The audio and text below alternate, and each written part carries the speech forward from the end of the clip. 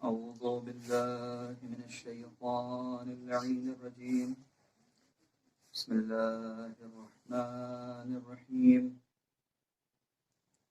الحمد لله رب العالمين والصلاة والسلام على أشرف الأنبياء والمرسلين سيدنا ونبينا ومولانا أبي القاسم محمد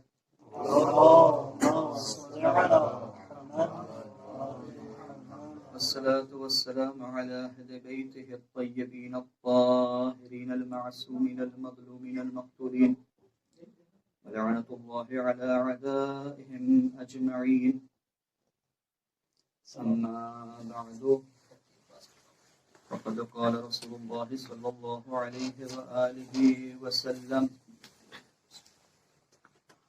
إن فاطمة بنتي خير أهل الأرض أنصرا وشرفا وكرما صلى الله عليه محمد اللهم صل على محمد وآل محمد. ختم مرتبت کی اس حدیث کو سرنامہ سخن قرار دیا جس میں پیغمبر ارشاد فرما رہے ہیں کہ میری بیٹی فاطمہ خیر اہل الارض اہل زمین میں سب سے بہتر ہے عنصراً و شرفاً و کرما عنصر کے لحاظ سے وجود کے لحاظ سے شرف کے لحاظ سے اور کرم کے لحاظ سے اگر آپ حدیث کے الفاظ پر غور کریے تو اہل ارض پر کوئی قید نہیں آئی ہے بلکہ جب سے زمین کی خلقت ہوئی ہے جب سے اہالی زمین کو اپنا مسکن بنائے ہیں تب سے اور جب تک یہ زمین باقی رہے گی پیغمبر فرما رہے ہیں کہ میری بیٹی فاطمہ سب پر فضیلت رکھتی ہے سب سے بہتر ہے عنصر کے لحاظ سے شرف کے لحاظ سے کرم کے لحاظ سے قرآن مجید میں آیت آئی ہے لقد کرمنا بنی آدم ہم نے بنی آدم کو مکرم بنایا ہے علماء فرماتے ہیں کہ اگر کسی فضیلت کو قرآنی فضیلت کو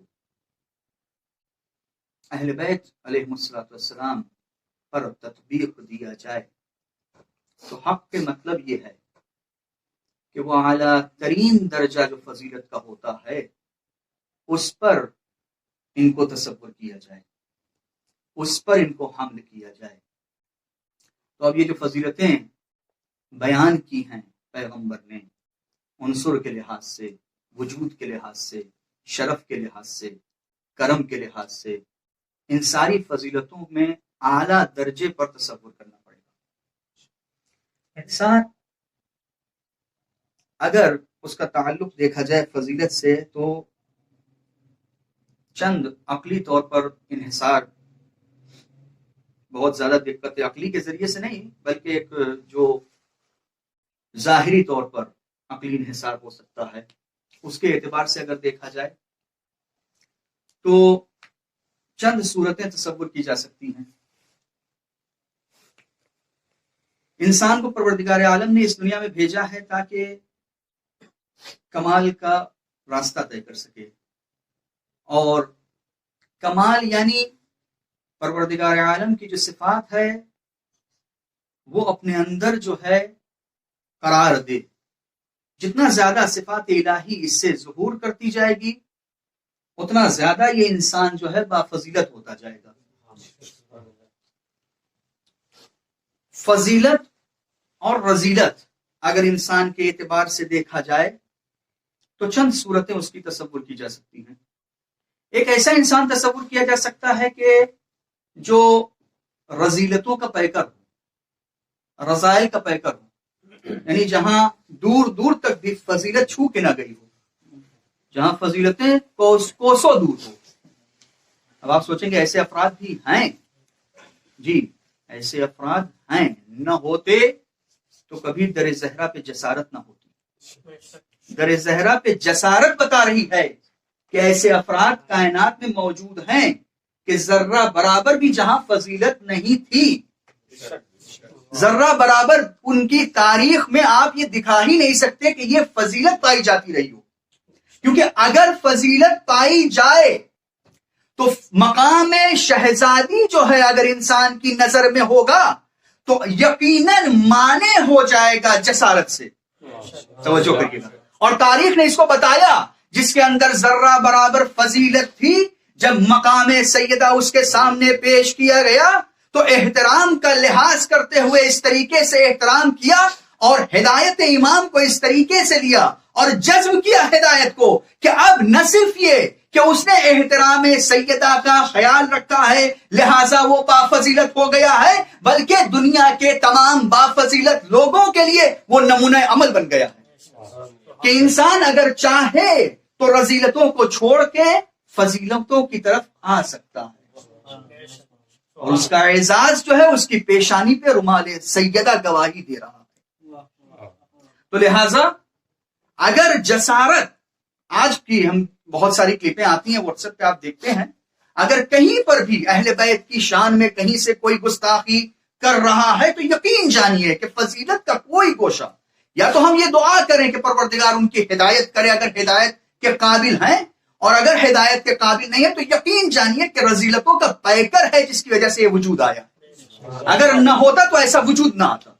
تو ایک تو یہ صورت ہے، دوسری صورت یہ آپ کے سامنے واضح ہو گئی کہ جہاں رذیلتیں زیادہ ہوتی ہیں فضیلتیں کم ہوتی ہیں، لیکن ایسے مقام پر بھی امکان ہدایت پایا جاتا ہے۔ امکان ہدایت، تاریخ میں واقعات بھرے پڑے ہیں، امکان ہدایت پایا جاتا ہے۔ تیسری صورتحال یہ ہے کہ رذیلت و فضیلت دونوں مساوی ہو، رذیلتیں بھی مساوی ہیں، فضیلتیں بھی مساوی ہیں۔ چوتھی صورت یہ فرض کی جا سکتی ہے کہ فضیلتیں زیادہ ہیں، رذیلتیں کم ہیں۔ اس کا مطلب کیا ہوتا ہے؟ جہاں فضیلتیں زیادہ ہیں رذائل کم ہیں، یعنی گویا فضیلت دوست ہے، فضیلت کو پسند کرتا ہے، لیکن فضیلت حال کی کیفیت رکھتی ہے، یعنی ابھی ہے ابھی نہیں ہے۔ جس طریقے سے حال پر آپ نقطہ رکھ کے نہیں کہہ سکتے کہ یہ نقطہ جو ہے حال ہے، حال جو زمانہ کہا جاتا ہے، اس نقطے پر آپ نقطہ رکھ کے نہیں کہہ سکتے کہ یہ زمانہ حال ہے۔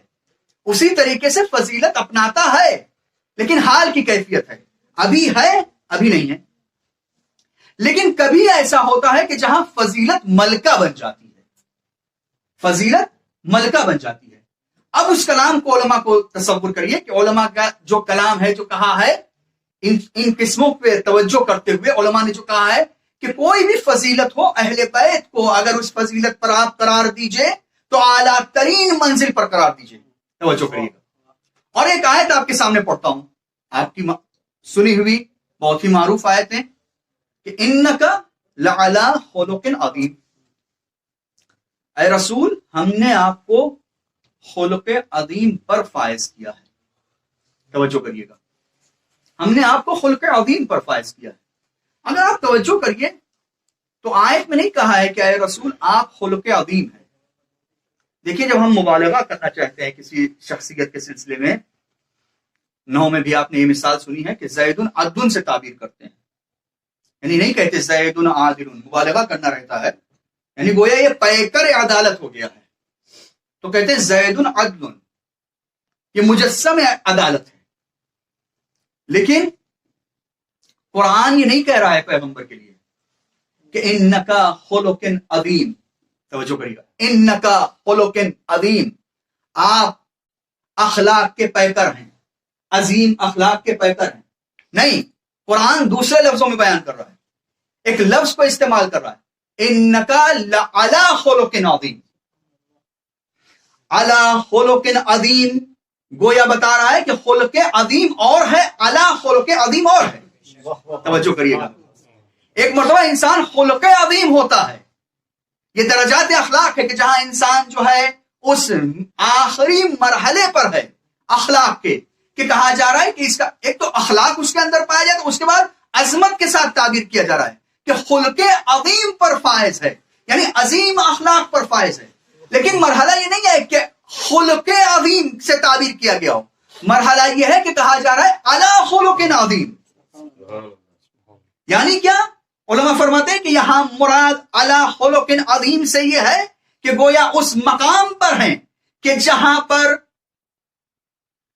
پوری طریقے سے خلق عظیم پر پیغمبر جو ہے سیطرت رکھتے ہیں, پوری طریقے سے پیغمبر جو ہے محیمن ہیں, پوری طریقے سے پیغمبر جو ہے احاطہ کیے ہوئے ہیں خلق عظیم پر. یعنی دو مرحلہ ہے. ایک مرحلہ یہ ہوتا ہے کہ جہاں انسان جو ہے فضیلت کو اختیار کرتا ہے, بافضیلت ہوتا ہے اور کمال کے درجے کو طے کرتا ہے, یہ ایک مرحلہ ہے. لیکن یہاں مرحلہ یہ نہیں ہے کہ فضیلتوں کو اختیار کر رہا ہے, یہاں یہ ہے کہ فضیلتیں ان کے پاس آتی نہیں ہے, یہ حاصل نہیں کرتے, یہ جو کر دیتے ہیں وہ فضیلت بن جاتی ہے. یعنی منشا فضیلت ہے, یہ کردار منشا فضیلت ہے. یعنی یہ جو کرتے چلے جائیں وہ فضیلت ہوتی چلی جائے. یہ نہیں ہے کہ اخلاق کوئی اور چیز ہے, پیغمبر کوئی اور چیز ہے, پیغمبر نے کسب کیا ہو اخلاق کو, نہیں, پیغمبر جو کرتے چلے جا رہے ہیں وہی اخلاق بنتی چلی جا رہی ہے. بہت فرق ہے. یہ حیمنہ ہے, حیمنہ اسی کو کہتے ہیں, یعنی محیمن ہے. پروردگار کی صفت یہی ہے کہ پروردگار محیمن ہے. محیمن کا مطلب احاطہ کیے ہوئے ہر چیز پر. تو یہاں پر پیغمبر جو ہے محیط ہیں. اچھا, یہ ایک منزل. دوسری منزل قرآن میں آیا علی نور من ربہ, یہ لفظ استعمال ہوا ہے.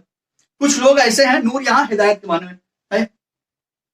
نور من ربہ, دیکھیے ایک مرتبہ انسان ہدایت کرتا ہے, دکھا دیتا ہے چراغ, دیکھو وہ چراغ ہے, چلے جاؤ, راستہ پا جاؤ.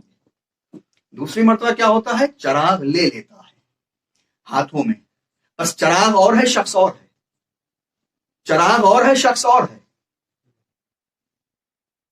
توجہ کریے گا. لیکن جب ہم نے روایتوں کو دیکھا تو روایت نہیں کہا کہ حسین چراغ لیے ہوئے ہیں. ان الحسین مصباح الہدی, حسین ہدایت کے چراغ ہیں. یعنی کیا؟ یعنی ایسا نہیں ہے کہ ہدایت اور ہے حسین اور ہے, نہیں, حسین خود جو ہے چراغ ہدایت ہے. ایک صلوات بھیجیے محمد و آل محمد.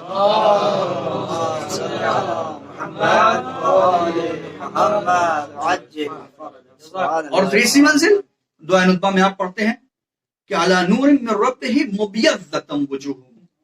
شیعان حیدر کرار کا جب تذکرہ آیا مولا کائنات کا, تو علی آپ کے شیعہ جو ہیں علی نور, توجہ کریے کہ یہاں پر بھی لفظ علی استعمال ہوا ہے. علی نور کہاں ہوں گے؟ علی منابر نور, نور کے ممبروں پر ہوں گے. توجہ کریے گا.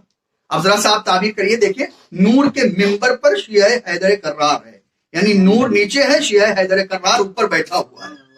توجہ کریے گا میرے عزیزو.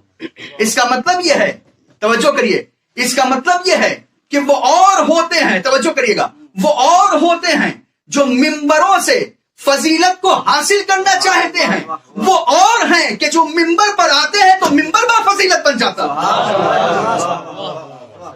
ایک سوال بھیجے محمد و آل محمد.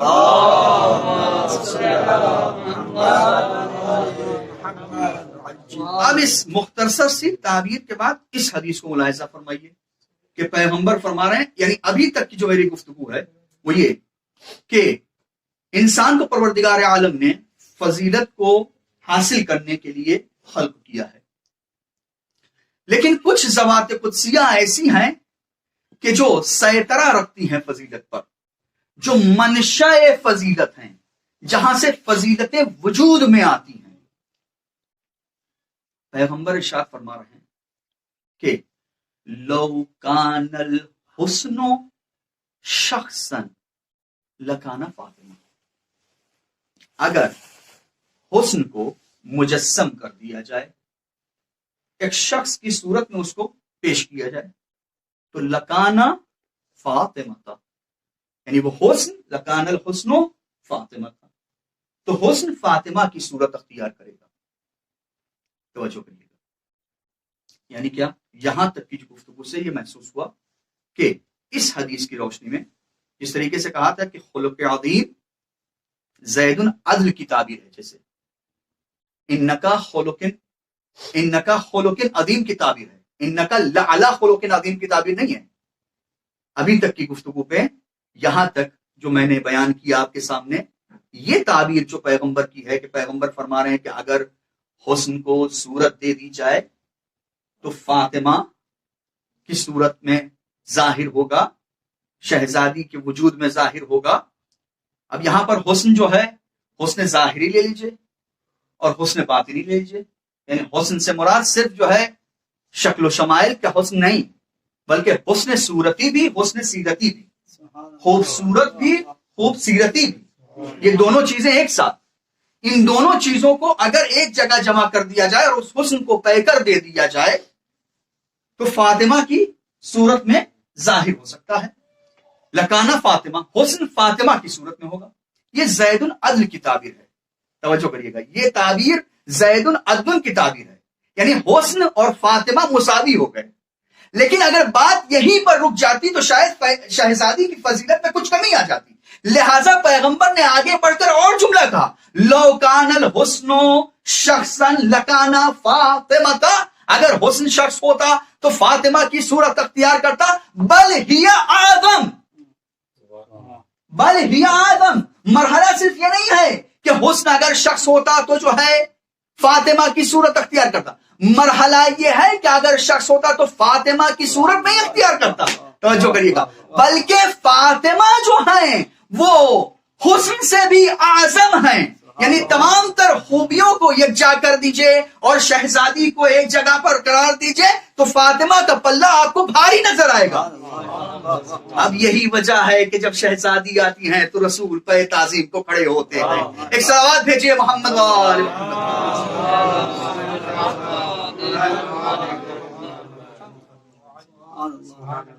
زیارت جامعہ کبیرہ میں آپ ملاحظہ فرمائیے، کہا جاتا ہے کہ ان ذکر الخیر کنتم اولہ واصلہ وفرعہ ومعدنہ ومأواہ ومنتہاہ۔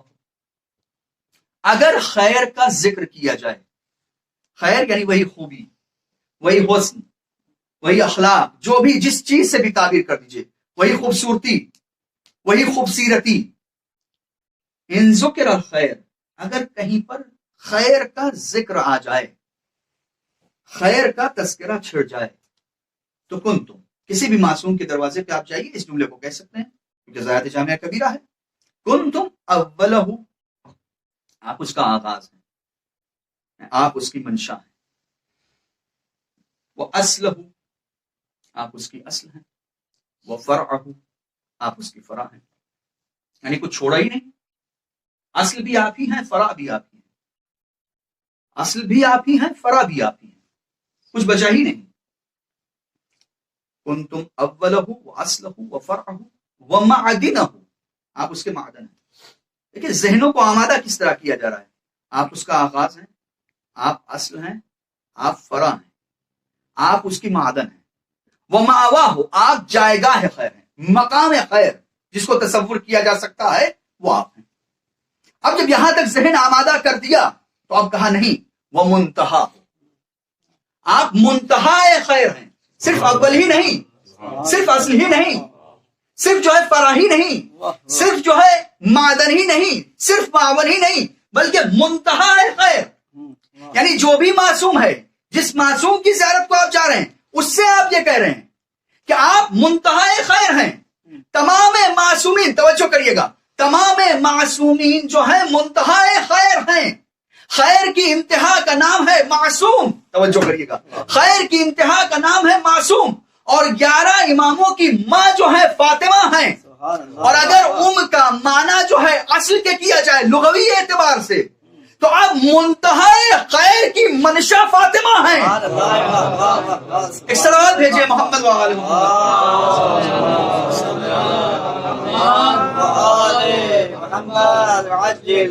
وہ ذات کے جو منتہا خیر کی اصل اور منشا ہے۔ پھر دوسری جگہ پر فرمایا زیارت جامعہ میں کہ وہ عناصر الابرار، معصوم سے خطاب کر کے کہا کہ یہ معصوم عناصر الابرار، عناصر عنصر کی جمع، حدیث جو میں نے پڑھی تھی اس میں بھی آیا تھا کہ ان فاطمہ ابنتی خیر اہل الارض عنصرا و شرفا و کرما، عنصر کے لحاظ سے یہاں پر کیا کہا جا رہا ہے کہ اے معصوم عناصر الابرار، آپ عناصر ابرار ہیں. بار کی جمع ابرار، بار اس میں فاعل، اس کی جمع ابرار، عناصر ابرار ہیں، نیک لوگوں کا عنصر ہے، نیک لوگوں کا وجود ہے، نیک لوگوں کا کی اصل ہے. معصوم تمام نیک لوگوں کی اصل ہے، عناصر الابرار. والدعائم الاخیار، اور دائمہ، دائمہ کی جمع ہے، دائمہ کہتے ہیں تکیہ گاہ کو. دائم الاخیار، نیک لوگوں کی، خیر پر رہنے والے لوگوں کی تکیہ گاہ ہے. یہاں معصوم کا مقام ہے. لیکن شہزادی اس ذات کو کہتے ہیں کہ جو ان دائم اخیار کی بھی تکیہ گاہ ہے، یعنی دائمہ دائم ہے، عنصر عناصر ہے. توجہ کریے، دائمہ دائم ہے، یعنی وہ افراد، وہ ذوات قدسیہ کہ جو اخیار کے لیے تکیہ گاہ تھے، وہ کہ جو ابرار کے لیے عنصر تھے، ان کے لیے شہزادی دائمہ ہے، ان کے لیے شہزادی تکیہ گاہ ہے، ان کے لیے شہزادی جو ہے یہ وہ مقام ہے کہ جہاں عقل جو ہے کام کرنا چھوڑ دیتی ہے، عقل ساتھ دینا چھوڑ دیتی ہے. یعنی کیا؟ یہی وہ مقام ہے جس کو تعبیر کیا جاتا ہے فطموا عن معرفتھا، کہ ان کی معرفت سے منقطع کر دیا گیا ہے، یعنی منقطع ہے، یعنی معرفت کو حاصل نہیں کیا جا سکتا. دیکھیے تعبیر میں غور کریے گا، توجہ کریے گا تعبیر میں. معرفت حاصل نہیں کی جا سکتی کا کیا مطلب ہوا؟ معرفت حاصل نہیں کی جا سکتی یعنی اب معرفت کے حصول کے متعلق اب کوئی وظیفہ نہیں ہے انسان کا. کیا ہم اسی مذہب کے قائل ہو گئے جو کہتے ہیں کہ مذہب تعطیل جس کو کہا جاتا ہے، کہ جہاں معرفت کی تعطیل کر دی جاتی ہے، یعنی معرفت کیونکہ ذات پروردگار کی معرفت حاصل نہیں کی جا سکتی لہٰذا اب اس کو حاصل ہی نہ کیا جائے، کیونکہ اس مقام تک پہنچ ہی نہیں سکتے. جب کہہ دیا کہ فاطمہ کی معرفت حاصل نہیں کی جا سکتی تو اب اس کو حاصل ہی نہ کیا جائے. نہیں، مقام یہ نہیں ہے. مقام یہ ہے کہ آپ اپنی تلاش بھر کوشش کریے. وہ ذات اتنی بلند و بالا ہے، جس طریقے سے پروردگار کی ذات اتنی بلند و بالا ہے جس کی کوئی انتہا نہیں ہے، وہ ذات اتنی بلند و بالا ہے کہ اس تک رسائی ممکن نہیں ہے. حق کے معرفت ممکن نہیں ہے حق کے معرفت حاصل ہو سکے، لہٰذا اس طریقے سے تعبیر آئی ہے. اب آپ ملاحظہ فرمائیے کہ انسان کی عقل کس طریقے سے ساتھ دینا چھوڑ دیتی ہے. روایت ہے کہ جنت میں سب سے پہلے داخل ہونے والی شخص فاطمہ، جو سب سے پہلے جنت میں داخل ہوئی. البتہ بعض روایتوں میں مولا کائنات کی بھی تعبیر آئی ہے کہ مولا کائنات پہلے وارد ہوں گے جنت میں. بہرحال یہ اپنی اپنی جگہ پر مقام ہے گفتگو کا کہ کیوں یہ تعبیر. لیکن شاید آپ کے سامنے ایک بات پیش کرنا چاہتا ہوں، شاید جو ہے کسی لائق ہو. جنت میں سب سے پہلے اس روایت کو بنیاد بنا کر یہ الجھن ذہنی جو ہوگی کہ ایک مرتبہ علی سے تعبیر کیا جا رہا ہے، ایک مرتبہ فاطمہ سے تعبیر کیا جا رہا ہے، یہ ساری الجھن ذہنی ختم ہو جائے. اگر انسان سمجھنے کی کوشش کرے تو ساری الجھن ذہنی ختم ہو جائے. جنت میں سب سے پہلے وارد ہونے والی شخصیت شہزادی کی شخصیت ہوگی. اچھا ہونا کیا چاہیے تھا؟ ہونا یہ چاہیے تھا کہ اس کائنات میں جو سب سے افضل وجود ہے، اس میں کوئی اختلاف تو نہیں ہے نا کہ ذات گرامی ہے سرور کائنات حضرت محمد مصطفیٰ صلی اللہ علیہ وسلم،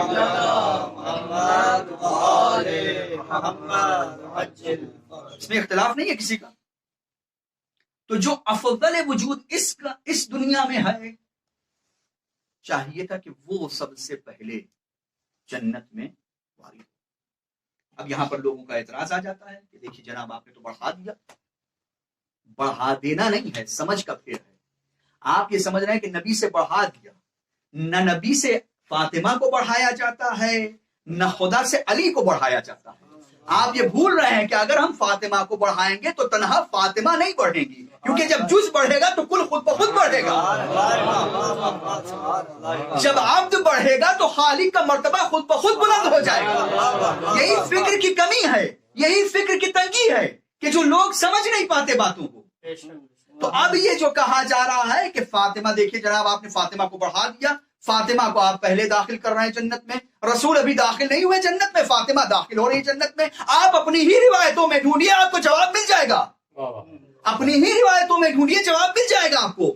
عائشہ نقل کرتی ہیں، توجہ کریے گا، عائشہ نقل کرتی ہیں کہ جب فاطمہ گفتار کرتی تھی تو رسول نظر آتی تھی، جب فاطمہ راستہ چلتی تھی تو ایسا لگتا تھا کہ یہ رفتار جو ہے فاطمہ کی رفتار نہیں ہے، رسول کی رفتار ہے۔ تو جب آپ ہی کہہ رہے ہیں کہ فاطمہ نہیں ہے، رسول ہے، تو اب جنت میں داخل ہونے والی ذات فاطمہ نہیں ہے بلکہ رسالت ہے، داخل ہو رہی ہے۔ ایک صلوات بھیجیے محمد وآل محمد۔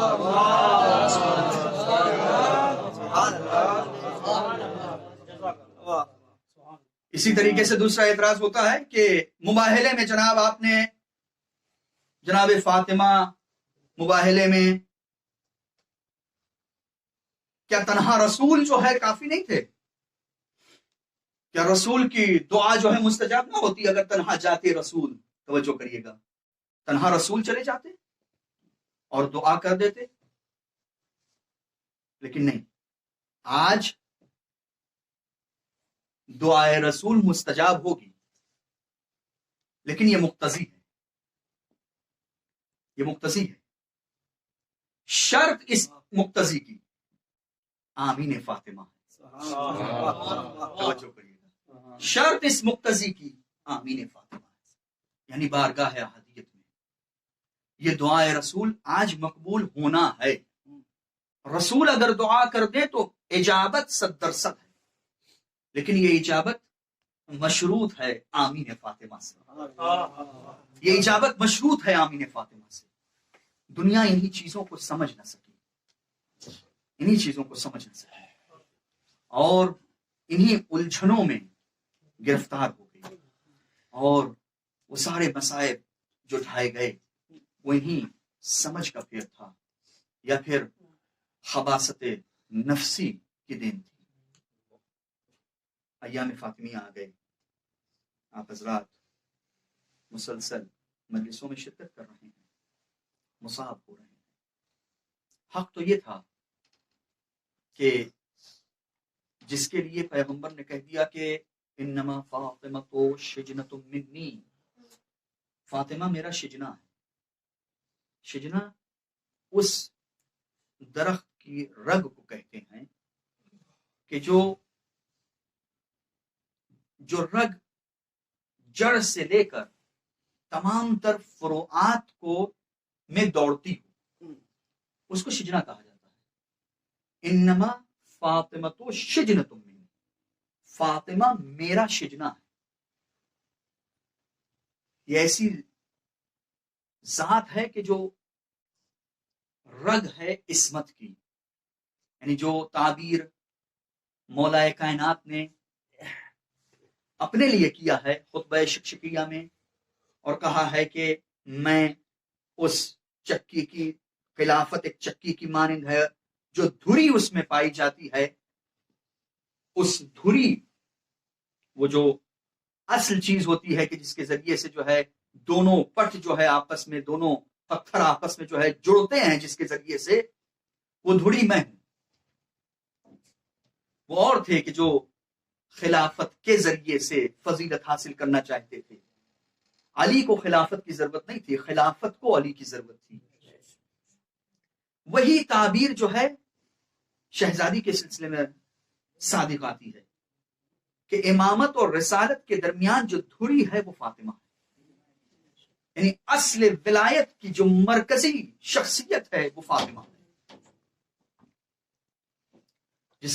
جس پر رسالت کو بھی اعتماد ہو اور ولایت کو بھی اعتماد ہو، امامت کو بھی اعتماد ہو، اس کو فاطمہ کہتے ہیں۔ انما فاطمۃ شجنۃ منی، فاطمہ میرا شجنا ہے۔ یقبضنی ما یقبضها ویبسطنی ما یبسطها، فاطمہ جب خوشحال ہوتی ہیں انبساط کہتے ہیں پھول کے کھلنے کو، منبسط ہونا۔ فاطمہ جب خوشحال ہوتی ہیں تو ہم خوشحال ہوتے ہیں۔ انقباض کہتے ہیں مرجھانے کو، یہ پھول جب مرجھا جاتا ہے تو ہم مرجھا جاتے ہیں۔ حق تو یہ تھا، انصاف تو یہ تھا کہ ایام شہادت صدیقہ کبریٰ میں جن ایام میں رسول منقبض ہو رہے ہیں، اور جب رسول منقبض ہو رہے ہیں تو کائنات کا ذرہ ذرہ منقبض ہے۔ انصاف یہ تھا کہ پورا عالم اسلام بغیر تفریق مذہب و ملت کے اس دن میں عزائے فاطمہ برپا کرتا۔ کیوں؟